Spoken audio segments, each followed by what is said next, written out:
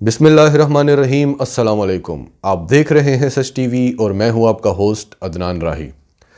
भारत की झूठी ताकत का राज दुनिया के सामने तब खुल गया था जब 27 फरवरी को उसने पाकिस्तान पर झूठा हमला किया था, जो जाली एयर स्ट्राइक्स का उसने ड्रामा रचाया था। और उसके बाद जब पाकिस्तान ने जवाब दिया तो पूरी दुनिया ने देखा कि भारत कितनी कोई बड़ी ताकत है। उसके बाद जब चीन के साथ कशीदगी हुई तो तब तो उसकी ताकत खुलकर दुनिया के सामने आ गई। इसी तरह जो वो झूठी माशी ताकत बना हुआ था वो भी अब दुनिया के सामने खुलकर आ चुका है। हमने कई वीडियोस बनाई हैं, आपको इंटरनेशनल रिपोर्ट्स दी हैं, अपनी तरफ से कुछ भी नहीं कहा। और अब उस डूबती मईशत को बचाने के लिए सऊदी अरब मैदान में आ गया है। मोहम्मद बिन सलमान मोदी के साथ अपनी यारी का सबूत देने के लिए मैदान में आ गया है। इस हवाले से बात करेंगे। फिर आपको ये बताएंगे कि पाकिस्तान का किस तरह से प्रेशर बन गया है कश्मीर के मामले पर, कि अब अमेरिका और सऊदी अरब की तरफ से भारत को एक बहुत बड़ा झटका लगा है कश्मीर के हवाले से। तो उस हवाले से भी बात करेंगे। फिर आपको ये बताएंगे कि अमरीकी सदारती इंतखाबात सऊदी अरब के लिए बहुत बुरे होने वाले हैं, भले जीत ट्रंप की हो या बाइडन की। दोनों सूरतों में सऊदी अरब के साथ बहुत बुरा होने वाला है। उस हवाले से भी बात करेंगे और आपको बताएंगे कि अब सऊदी अरब पाकिस्तान के साथ जो कशीदगी है वो ख़त्म करना चाहता है और उस हवाले से वो क्या कर रहा है। और सबसे आखिर में आपको बताएंगे कि जो बाइडन की जीत किस तरह से पहले से तय थी। तो डिटेल्स में जाते हैं। उससे पहले अगर अभी तक आपने हमारा चैनल सच टीवी सब्सक्राइब नहीं किया तो इसे अभी सब्सक्राइब करें और बेल आइकन पर क्लिक करें ताकि हमारी आने वाली वीडियोज़ आपको वक्त पर मिलती रहें। तो आगाज़ करते हैं।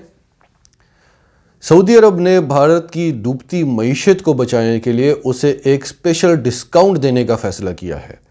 यानी जो तेल ऑलरेडी इतना सस्ता हो चुका है उसमें भी भारत को 10 से 20% तक फ़ी बैरल डिस्काउंट मिलेगा।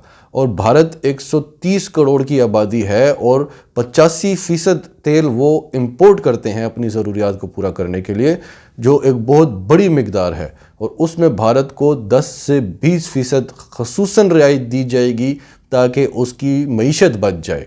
ये वही सऊदी अरब है जिसने पाकिस्तान के साथ जो उसका तेल का मुआहदा था कि बग़ैर सूद के वो पाकिस्तान को तेल देगा, वो रिन्यू करने से इनकार कर दिया था, ये कह के कि कोविड की वजह से सऊदी अरब के हालात बहुत ज़्यादा ख़राब हैं तो हम पाकिस्तान को ये रियायत देना अफोर्ड नहीं कर सकते। लेकिन जब भारत की बात आए तो वो अरबों डॉलर्स निकाल के बैठ जाते हैं इन्वेस्ट करने के लिए। लेकिन सोर्सेज ये बता रहे हैं कि सऊदी अरब अब पाकिस्तान के साथ दोबारा से तेल का वो मुआहदा करना चाहता है और 4 अरब डॉलर्स तक की उसमें इन्वेस्टमेंट करना चाहता है, 4 अरब डॉलर्स तक का मुआहदा करना चाहता है ताकि पाकिस्तान के साथ जो कशीदगी है उसमें नरमी आ सके। और उसकी वजूहात हैं। सबसे पहले तो पाकिस्तान की जो वफ़ादारियाँ हैं सऊदी अरब के साथ, वो पाकिस्तान की फ़ौज की जो वफ़ादारियाँ हैं वो सऊदी हुकूमत के लिए नहीं हैं, वो उन मुक़द्दस मकामात के लिए हैं जो हमारे लिए हमारे दिलो जान से ज़्यादा अज़ीज़ हैं।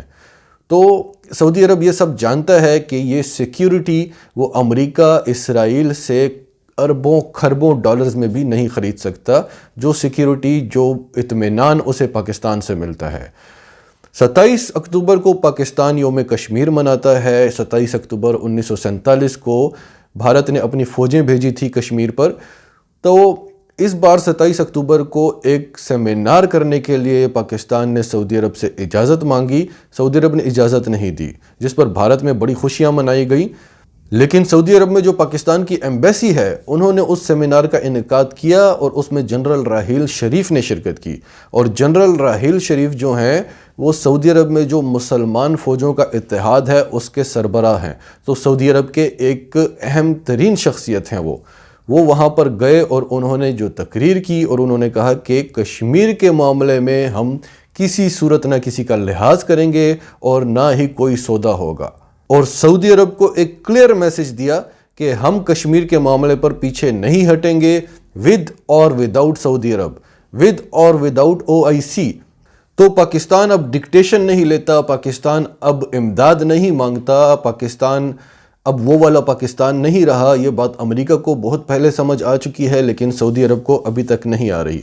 तो एक तो पाकिस्तान की तरफ से ऐसे क्लियर मैसेजेस जा रहे हैं شروع پر تو سعودی عرب یہی سمجھتا رہا کہ میں ان کی امداد روکوں گا. وہ جو چھوٹی سی ایک امداد تھی $3 ارب جو انہوں نے ہمارے اسٹیٹ بینک میں رکھوائے ہوئے تھے، جو قرض نہیں تھا، جو انہی کے پیسے تھے، یہاں پر پڑے ہوئے تھے، وہ انہوں نے واپس مانگے.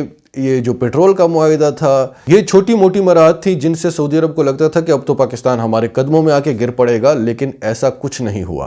اب سعودی عرب کو سمجھ آنے لگی ہے کہ پاکستان واقعی میں بدل چکا ہے، پاکستان اب پاکستان کی بات کرتا ہے، تو سعودی عرب کو پریشانی لاحق ہو گئی ہے. تو ایک ریزن تو یہ ہے. دوسری بڑی ریزن یہ ہے کہ جس امریکہ اور جس بھارت کے پیچھے لگ کر سعودی عرب پاکستان جیسے برادر ملک کے ساتھ تعلقات خراب کر رہا ہے، اب شاید سعودی عرب کو سمجھ آنے لگی ہے کہ یہ ممالک اس کے کبھی بھی نہیں ہو سکتے. وہ کیسے؟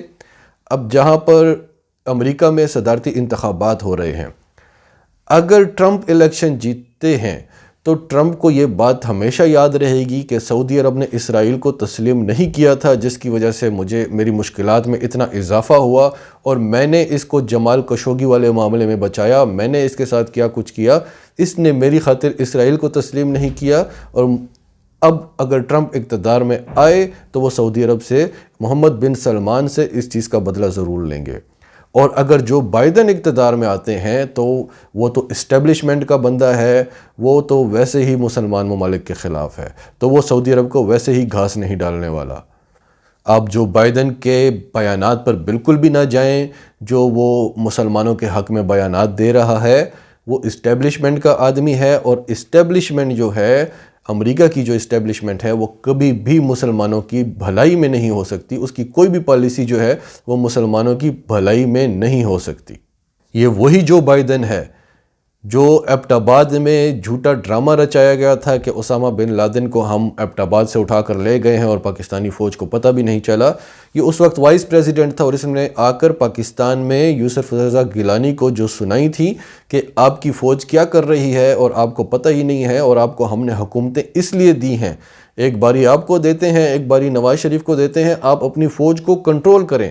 حالانکہ یہ سارا ڈرامہ تھا. پاکستانی حکومت ملی ہوئی تھی امریکہ کے ساتھ، اور اوباما کو الیکشن جتوانے تھے، جس کی وجہ سے ہماری فوج کو بدنام کرنے کی کوشش کی گئی، اور ٹرمپ جیسے آدمی نے، جس کا کوئی بھروسہ نہیں ہے، اس نے یہ راز فاش کیا. ٹرمپ نے بتایا دنیا کو کہ یہ سارا ڈرامہ تھا، اسامہ بن لادن وہاں پر موجود نہیں تھا، اور ویسے بھی یہ ممکن نہیں ہے کہ اتنی بڑی فوج، اتنی بڑی طاقت امریکہ وہاں پر آتا ہے، اسامہ کو مارتا ہے، اسے اٹھا کر لے جاتا ہے، اور فوج کو پتہ ہی نہیں ہے.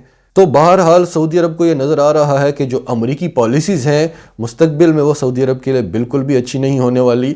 اور جہاں تک بھارت کی بات ہے، ابھی G20 کا جو اجلاس ہونے والا تھا، اس کے لیے جو ہم نے آپ کو بتایا تھا کہ سعودی عرب نے ایک 20 ریال کی کرنسی کا نوٹ جاری کیا ہے، اور اس پر پہلے تو پاکستان نے احتجاج کیا کہ آپ نے کشمیر اور گلگت کو پاکستان کا حصہ نہیں بتایا، اور جس پر بھارت نے بڑی خوشیاں منائی، اور بعد میں بھارت کو پتہ چلا کہ ان کے ساتھ بھی وہی ہوا ہے. ان کے ساتھ وہ مسلم لیگ نون والا کام ہوا کہ فیصلہ ہونے پر پہلے مٹھائیاں بانٹیں، اور بعد میں پتہ چلا کہ فیصلہ کیا ہے. تو بعد میں جب بھارت نے دیکھا کہ کشمیر جو مقبوضہ کشمیر ہے وہ بھی بھارت میں نہیں بتایا گیا، تو بھارت نے سعودی عرب کو بہت بڑی دھمکی دی کہ ہم اس اجلاس میں شرکت نہیں کریں گے، آپ سارا کشمیر جو ہے وہ بھارت کے نقشے میں ڈالیں. تو جس سے سعودی عرب کو لگا کہ یہ تو بہت بڑا بلیک میلر ہے.